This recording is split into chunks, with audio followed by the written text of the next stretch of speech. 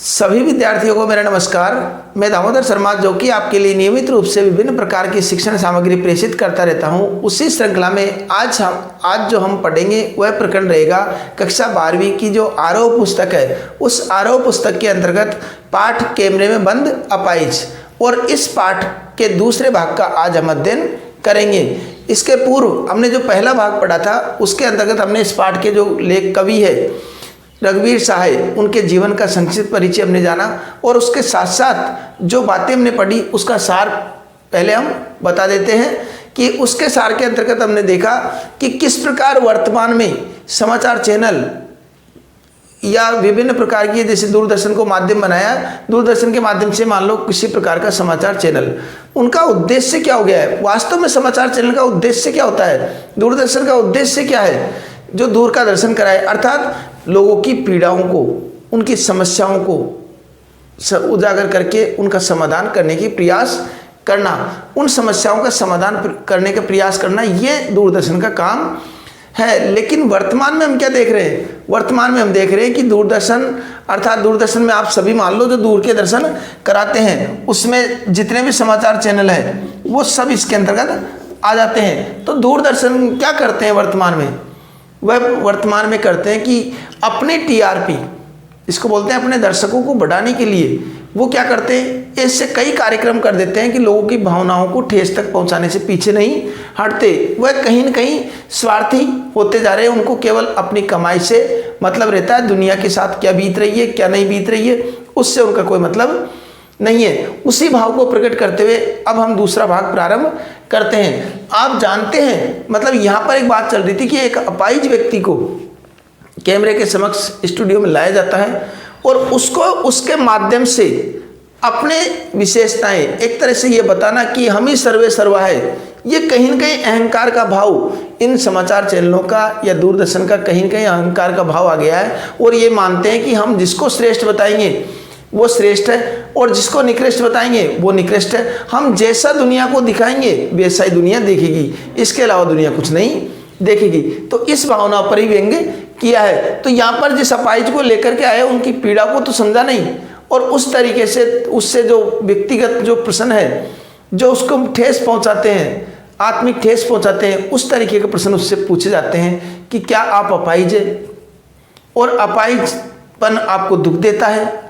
इस तरह के प्रश्न निश्चित रूप से उसको कष्ट दे रहे हैं, क्योंकि किसी व्यक्ति से अगर इस तरह के प्रश्न पूछेंगे उसको तो निश्चित रूप से उसको पीड़ा पहुंचाते हैं। और यहाँ पर सबके दर्शकों के समक्ष इस प्रकार के प्रश्न उससे पूछे जा रहे हैं। तो उससे क्या कहते हैं, आप जानते हैं कि कार्यक्रम को रोचक बनाने के वास्ते हम उसको पूछ पूछ करके उसे रुला देंगे। क्या बात कही कि कुछ नहीं चाहिए हमको तो कार्यक्रम सफल बनाना है, दुनिया की नज़रों में उस कार्यक्रम को श्रेष्ठ बनाना है। इसके लिए उस व्यक्ति की परवाह नहीं है हमको। क्या बात कहिए कि उस व्यक्ति की परवाह नहीं है कि हम कार्यक्रम को रोचक बनाने के वास्ते उससे प्रश्न पूछ पूछ करके एक तरीके से उसको रुला देंगे, रोने के लिए मजबूर कर देंगे, और इंतजार करते हैं उसके रो पड़ने का। ये जो शब्द है किस भावना को प्रकट करता है कि उनकी संवेदनशीलता बिल्कुल खत्म हो गई है, संवेदनहीन हो गए हैं, वो किसी की पीड़ा को नहीं समझते हैं, वो संवेदनहीन प्रवृत्ति के हो गए। किसी की पीड़ा दुख दर्द से उनको मतलब नहीं है, उनको मतलब है तो केवल अपने कार्यक्रम को सफल बनाने से है। तो यहाँ पर कि हम जो बात कही ना, हम पूछ पूछ करके उसको रुला देंगे और कार्यक्रम को सफल बनाने के लिए ये आवश्यक है।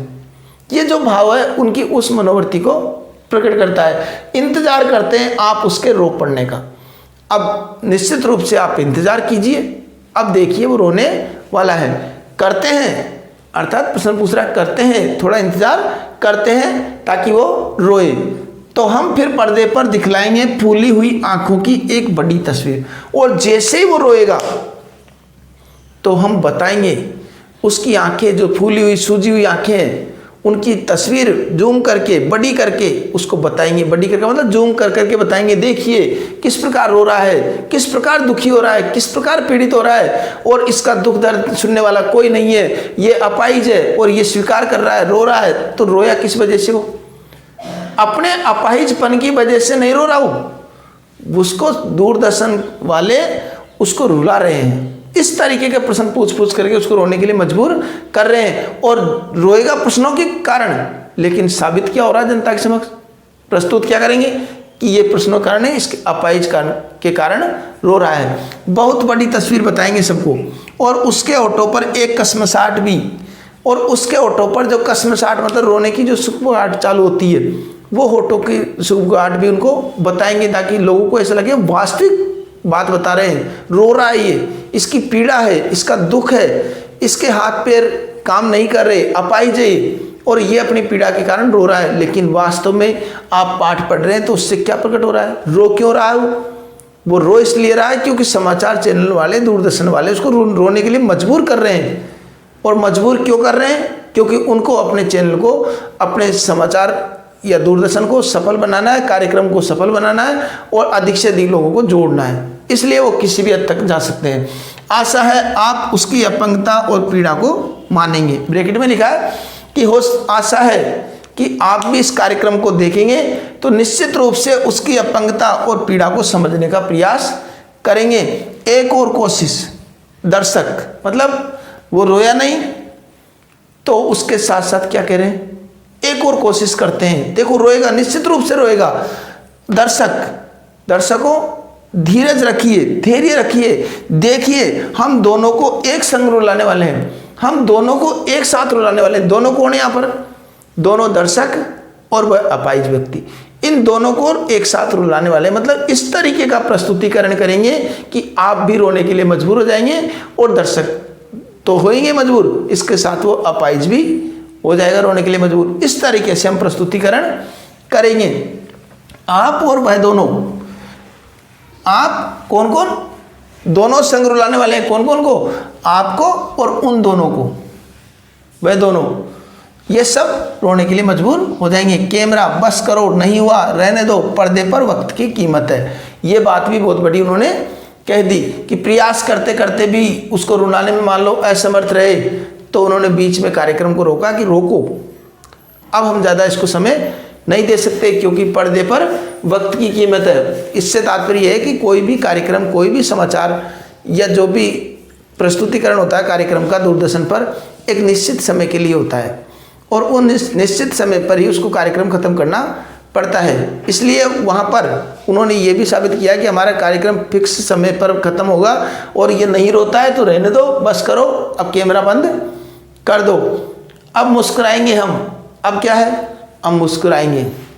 किस बात के लिए मुस्कुराएंगे, अब मुस्कुरा करके, जैसे अंत में कहते हैं ना, मुस्कुरा कर कहेंगे, मुस्कुरा कर सबके सामने कहेंगे। क्या कहेंगे, आप देख रहे थे सामाजिक उद्देश्य से युक्त कार्यक्रम, बस थोड़ी सी कसर रह गई, धन्यवाद। अब थोड़ी सी कसर रह गई, किस बात के लिए कसर रह गई, वो कसर रह गई अर्थात जिस चीज़ को हम चाह रहे थे रुलाने की, उस अपाहिज को रुलाने की, वह उसको रुला नहीं सके, इतनी सी कसर रह गई, लेकिन बाकी पूरी तैयारी हमने कर रही थी। और नाम क्या दे दिया, सामाजिक उद्देश्य से परिपूर्ण, सामाजिक उद्देश्य से परिपूर्ण कार्यक्रम। अब ये बताओ, पाठ हमने पढ़ा, पाठ पढ़ने के बाद में इन जो प्रश्नों को देखा हमने, दूरदर्शन की तरफ से जो प्रश्न पूछे गए उस अपाहिज से, उन प्रश्नों को जब हमने देखा, सुना, पढ़ा, तो उसके बाद में क्या हमको ऐसा एहसास हो रहा है कि सामाजिक कार्यक्रम से युक्त कार्यक्रम है, सामाजिक कार्यक्रम है ये, क्योंकि इसके पीछे की अगर भावना देखी जाए तो उस व्यक्ति का भला करना इसका उद्देश्य नहीं था। इसका उद्देश्य आपको भी भली प्रकार समझ में आ गया होगा।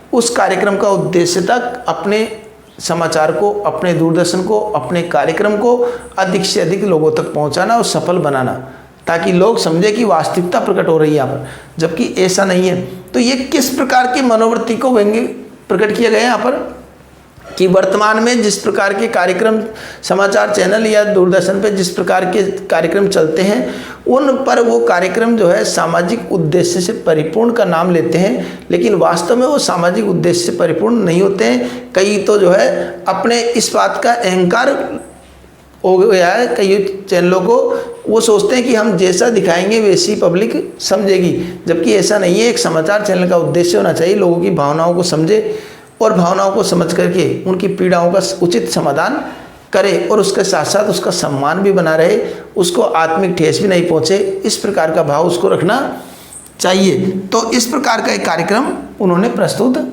किया। अब देखिए ये तो हो गया हमारा पाठ पूर्ण। अब इस पाठ के साथ साथ अब हमको व्याख्या इसकी करनी पड़ेगी। तो व्याख्या के लिए हमको क्या करना पड़ता है वह हमने बताया था पिछले भाग में कि पहले प्रसंग लिखना पड़ेगा।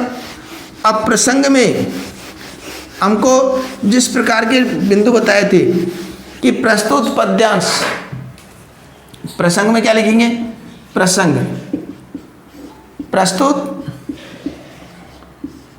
पद्यांश हमारी पाठ्य पुस्तक आरोह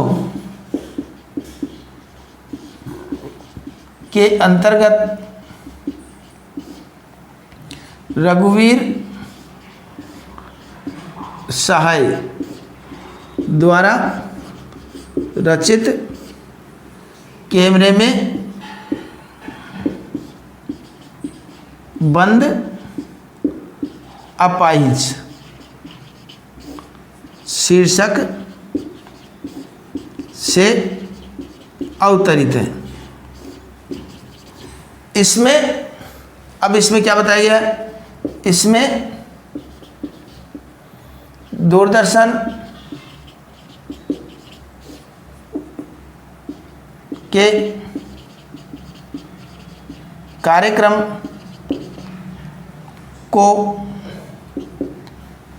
कार्यक्रम को सफल बनाने हेतु किसी भी स्तर पर जाने वाले लोगों पर व्यंग्य किया है, वाले लोगों पर व्यंग्य, लोगों पर व्यंग्य किया है। ठीक है।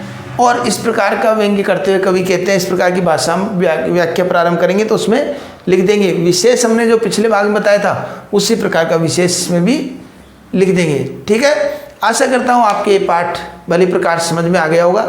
फिर भी कोई समस्या है तो हमारे सामने कमेंट बॉक्स है ही, उसमें आप पूछ सकते हैं।